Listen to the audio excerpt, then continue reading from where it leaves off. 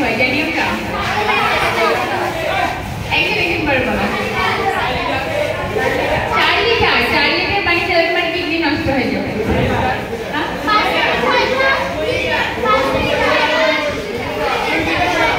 আচ্ছা তুমি যে বলছো না 8 লিটার এটা 8 গ্লাস হবে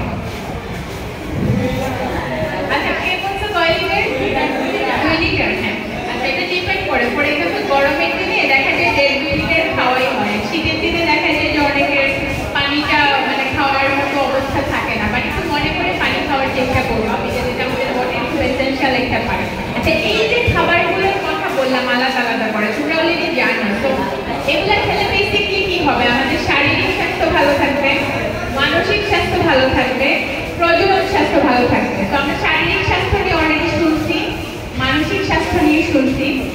এন্ড প্রজনন স্বাস্থ্য আমি যখন তোমাদের জিজ্ঞেস করলাম তোমরা অলরেডি বলছো যেটা হচ্ছে কি বলছিলে তুমি বংশগতির ধারক ওকে তো প্রজনন স্বাস্থ্যকে যদি আমি টেক কেয়ার করতে চাই আমাদের বয়সবন্ধি কাল থেকে আসলে এই স্বাস্থ্যকর জীবনযাত্রায় অভ্যস্ত হতে হবে এবার কেউ একজন বলো যে মানসিক স্বাস্থ্য বলতে আমরা কি বুঝি মানসিক শান্তি ভেরি গুড বলো এদিক থেকে বলো মানসিক শান্তি প্রশান্তি আচ্ছা আর কি বলো চিন্তা অতিরিক্ত চিন্তা আমাদের মানসিক স্বাস্থ্যকে খারাপ করে দেয় তো চিন্তা কম করবো বলবো না বাট আমাদের চাপ নিয়ন্ত্রণ করা শিখতে হবে তাই না ভেরি গুড আর কি বলবা কে বলছো আর কে বলবা যে মানসিক স্বাস্থ্য বলতে আমরা কি বুঝি বিশ্রাম মনের স্বাস্থ্য বলতে আমরা কি বুঝি আমরা মনকে কেমনে বুঝি আমরা কি আমাদের মনকে বুঝি বুঝি না বুঝি কি বুঝি অল্প অল্প